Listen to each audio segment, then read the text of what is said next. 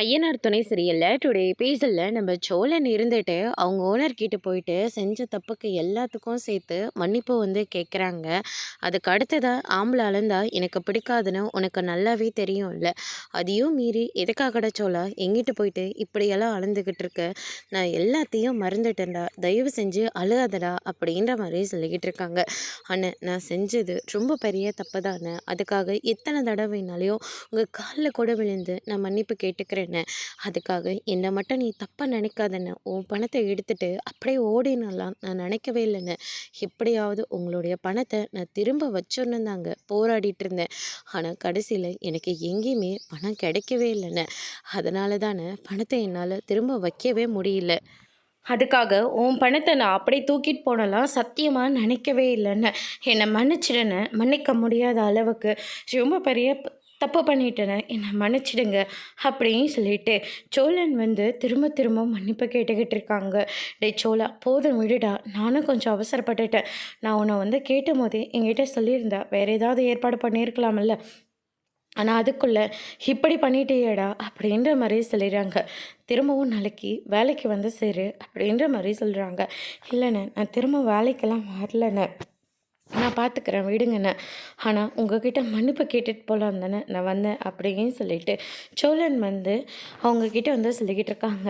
அதுக்கு அடுத்ததாக பார்த்திங்கன்னா, ஆமாம், திரும்ப வேலைக்கு வரலன்னா எங்கடா போய் வேலை பார்க்க போகிறேன், ஆனால் ஒரு விஷயம்டா சோழா, எங்கே பாரு, நான் திரும்பவும் உன் மேலே ரொம்பலாம் நம்பிக்கை வைக்க மாட்டேன், ட்ராவெல்லாம் நான் பூட்டிகிட்டு தானே போவேன் அப்படின்ற மாதிரி சொல்கிறாங்க.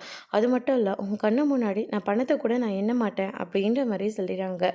அதுக்கடுத்ததாக பார்த்திங்கன்னா, நிலாவை பார்த்தோன்னே உன் பொஞ்சாதியும் வந்திருக்கா அப்படின்னு சொல்லிட்டு கேட்கவும், ஆமாண்ணே, வெளியே தான் உட்கார வச்சுட்டு வந்திருக்கேன் அப்படின்ற மாதிரி சொல்கிறாங்க. பொண்டாட்டிக்காக தான் எல்லாத்தையும் பண்ணேன்னு சொன்னியே, ஆனால் நீ ஜெயிலுக்கு போயிட்டேன்னு உடனே என்கிட்ட எப்படியெல்லாம் கெஞ்சிச்சு தெரியுமா? அது மட்டும் இல்லை, பணத்தை கொடுத்த இடத்துல திரும்ப சூட்டோட சுட்டு அந்த பணத்தை வாங்குறது எவ்வளோ பெரிய அவமானம்னு தெரியுமா? இப்படி ஒவ்வொரு இடத்துலையும் உன் பொண்டாட்டி உனக்காக அவமானப்பட்டுக்கிட்டு நின்னாடா, ஆனால் அவள் அவமானமே படக்கூடாதுன்னு சொல்லிட்டு நீ ஒவ்வொன்றா பண்ண, ஆனால் நீலாம் பட்டது எல்லாமே அவமானம் மட்டும்தான்டா அப்படின்னு சொல்லிட்டு உனக்கு கிடைச்சிருக்கிறது ரொம்ப நல்ல வாழ்க்கைடா, அதை என்றைக்கும் நீ மிஸ் பண்ணிடாத சோழா அப்படின்னு சொல்லிட்டு நம்ம ஓனர் சோழனுக்கு அட்வைஸ் பண்ணுறாங்க. அதுக்கு அடுத்து தான் நம்ம சோழனை ஒவ்வொன்றா யோசிக்க ஆரம்பிக்கிறாங்க. அதுக்கு அடுத்து தான் நம்ம நிலா போகலாமா அப்படின்னு சொல்லிட்டு நடந்து போயிட்டுருக்காங்க. ரொம்ப தலைவலிக்குதுங்க. காலையில் அங்கேயும் இங்கேயும் நடந்துகிட்டே இருந்துங்க. வாயில் ஒரு பச்சை தண்ணி கூட உள்ளே போகவே இல்லைங்க. அதனால் எங்கேயாவது ஒரு நல்ல இடத்த பார்த்து ஒரு டீயாவது குடிச்சிட்டு போகணும் அப்படின்னு சொல்லிட்டு நிலா சொல்லிக்கிட்டு இருக்காங்க. ஏதாவது பேசுங்க, ஏன் பேசாமல் வரீங்க, ஏதாவது பேசினா தானே அப்படின்ற மாதிரி நிலா சொன்ன உடனே என்னை மன்னிச்சிடுங்க நிலா அப்படின்ற மாதிரி சோழன் மன்னிப்பு கேட்குறாங்க. சோழன், என்ன காரியம் பண்ணுறீங்க அண்ணன்? இது வரைக்கும் உங்கள் பொண்டாட்டிக்கிட்ட ஒரு வார்த்தை கூட சிரித்து பேசினது கிடையாது. ஃபோன் பண்ணால் கூட என்ன வை அப்படின்னு சொல்லிட்டு கொஞ்சம் திமிராக தான் பேசும். அப்போ நான் அட்வைஸ் பண்ணுவேன், ஏன்னா அன்னிக்கிட்ட இப்படியெல்லாம் பேசுகிறீங்க, கொஞ்சம் நல்லபடியாக பேசலாம்ல நான் சொல்லுவேன். ஆனால் அண்ணனே இன்றைக்கி எனக்கு அட்வைஸ் பண்ணுற அளவுக்கு வந்துட்டார். உன்னை நான் ரொம்ப கஷ்டப்படுத்திட்டேன் இல்லை, உங்கள் வீட்டில் நீங்கள் எப்படி எப்படியோ வாழ்ந்தீங்க, ஆனால் கடைசியில் நீங்கள் எங்கள் வீட்டில் வாழ்ந்துட்டுருக்கீங்க. நீங்கள் வந்ததுக்கப்புறமா தான் அது வீடாகவே இருக்குது, அதெல்லாம் அப்பாற்பட்டது. ஆனால் நீங்கள் இருக்க வேண்டிய இடம் அது கிடையாது, ரொம்ப நல்ல இடத்துல இருக்கணும். ஆனால் போயும் எங்கள் வீட்டில் எங்களுக்காக நீங்கள் இருந்துகிட்ருக்கீங்க. அது மட்டும் இல்லை நிலா, எங்களை கொண்டுனா நீங்கள் தான் முன்னாடி எல்லாத்தையும் சால்வ் பண்ணிகிட்ருக்கீங்க. இன்னைக்கு போலீஸ் ஸ்டேஷனுக்கு போனது எல்லாத்துக்கும் நீங்கள் தான் நின்றுட்டுருக்கீங்க. ஆனால் அது கூட நான் உங்களை புரிஞ்சுக்காமல் இவ்வளோ பெரிய தப்பு பண்ணிட்டேன், உங்களை ரொம்ப அவமானப்படுத்திட்டேன். எனக்கு உங்களை ரொம்ப பிடிக்கும், உங்களுக்காக தான் எல்லாத்தையும் நான் பார்த்து செய்யணும்னு நான் நினச்சிட்ருப்பேன். ஆனால் நான் நினைக்கிறது ஒன்று, அது நடக்கிறது ஒன்றா போய் முடிஞ்சு போயிடுது நிலா. அதுக்காக நான் உங்ககிட்ட தயவு செஞ்சு மன்னிப்பு கேட்டுக்கிறேன். நான் அவ்வளோ சீக்கிரம்லாம் திருந்தவே மாட்டேன். திருந்தணும்னு நினச்சா கூட என்னை திருந்தவே விடாது போல இருக்குது.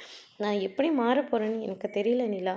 ஆனால் என்னை விட உங்களுக்கு ரொம்ப நல்ல வாழ்க்கையாக இருக்குது. தயவு செஞ்சு நீங்கள் அதை பாருங்கள் நிலா, என்னை மன்னிச்சிடுங்க நிலா அப்படின்னு சொல்லிட்டு நம்ம சோழன் காலில் விழுந்தே மன்னிப்பு கேட்குறாங்க. நிலா பயங்கரமாக ஷாக் ஆகுறாங்க. சோழன் என்ன காரியம் பண்ணுறீங்க, முதல்ல எந்திரிங்க அப்படின்னு சொல்லிட்டு, வாங்க முதல்ல டீ சாப்பிட போகலாம், செஞ்ச தப்பை நீங்கள் உணர்ந்துட்டீங்கல்ல, அதுவே போதும், இனிமேல் அந்த மாதிரி தப்பு செய்யாமல் இருங்க. நான் ஒன்றும் பணத்தாசை பிடிச்சிக்கிட்டு சென்னைக்காக வர கிடையாது. நான் என்னுடைய படிப்பை வச்சு ஒரு நல்ல வேலை செய்யணுன்றதுனால தான் நான் இவ்வளோ தூரமே கிளம்பி வந்தேன். இதுவும் ஒரு நல்ல வேலை தான், தயவு செஞ்சு எனக்காக எதையும் தப்பாக போய் பண்ணிடாதீங்க அப்படின்னு சொல்லிட்டு நிலா வந்து சொல்லிக்கிட்டு இருக்காங்க. இந்த பக்கம் சேரன் இருந்துட்டு, நிலா வீட்டை விட்டு வெளியே போயிடக்கூடாது சாமி, சோழன் பண்ணது ரொம்ப பெரிய தப்பு தான், அதுக்காக நிலா இந்த வீட்டை விட்டு வெளியே போயிடக்கூடாதுன்னு சொல்லிட்டு சாமி முன்னாடி நின்றுட்டு இருக்காங்க. இந்த பக்கம் பல்லவன் இருந்துட்டு பாண்டிக்கிட்ட போயிட்டு, எனக்கு ரொம்ப பயமாக இருக்குது, முன்ன மாதிரி தானே நாங்களும் இங்கே இருக்கோம், கொஞ்சம் அமைதியேறா அப்படின்ற மாதிரி சொல்லிடுறாங்க. என்னென்ன இப்படி பேசுகிறேன், நான் பதட்டமாக இருக்குன்னு தானே சொன்னேன், அதே பதட்டம் எங்களுக்கும் இருக்குச்சோ பல்லவா, பார்த்து புரிஞ்சுக்கோ அப்படின்ற மாதிரி சொல்லிடுறாங்க. அதுக்கடுத்ததாக வந்து பார்த்திங்கன்னா நம்ம நிலவும் சோழனும் வீட்டுக்கு வந்துடுறாங்க. எல்லாருமே ரொம்பவே அதிர்ச்சியாக பார்த்துட்ருக்காங்க.